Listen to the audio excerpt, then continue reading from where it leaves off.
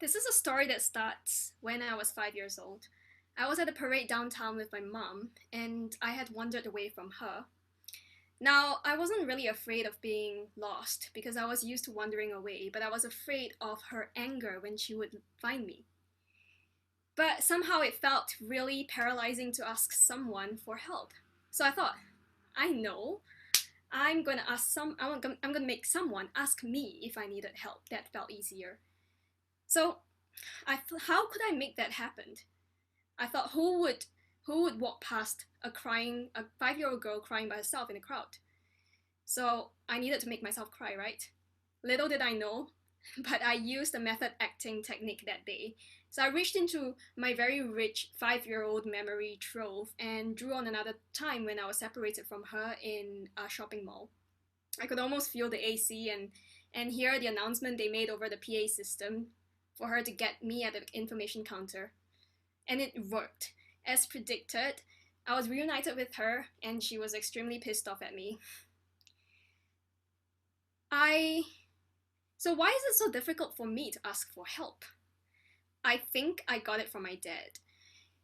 He is allergic to asking for help, and even more so when we offer it to him. It's like we are asking him to change his entire personality or something.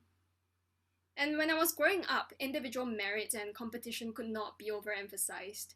So that by the time I was 15, I had not only never developed the faculty of asking for help, but I had also forgotten how to receive it. When I was 16, I was deep in the abyss of depression and had also picked up a couple of eating disorders along the way. But strangely, I was still high functioning enough to have a full academic life complete with competitive sports. You're so competent, people would remark.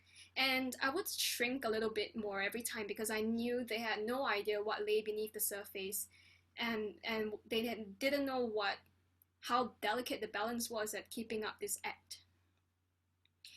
Some people tried to help. My squash coach sat me down one day after training and told me a seemingly random story about how his son could eat an entire roast chicken by himself. Now, I knew that didn't come out of nowhere, but I felt extremely exposed that he'd seen through my act, and I was angry that he exposed me. I didn't realize what he was trying to do was just to offer a listening ear and an outstretched hand. But because I was so angry, I couldn't take that hand, that outstretched hand, because it meant that I had to admit to him and to myself that I was fucked up. And I couldn't have that happen. The house of cards would come tumbling down, and there was no room for failure. Everyone said there was no room for failure if I wanted to do well for myself. Now I am well out of those woods today, but I still have to check in with myself actively whenever I feel overwhelmed. How much of that little girl is still in me today? So just last weekend, I ended a long-term relationship over Zoom or Skype, online anyways. Not the best time because it's, how isolated we feel right now, and we just couldn't do it online. We just couldn't do it in person.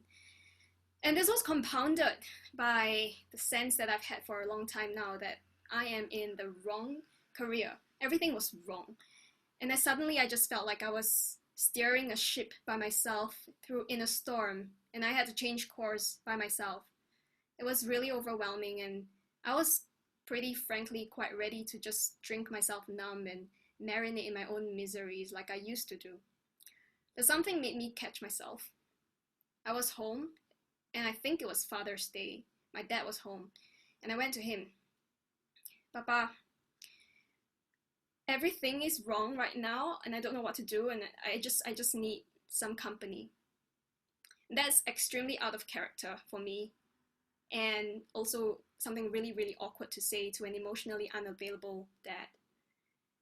And he didn't surprise me, he didn't know what to say, and we just sat together for 5 minutes. And then after a while, he said, I'm gonna watch my YouTube videos.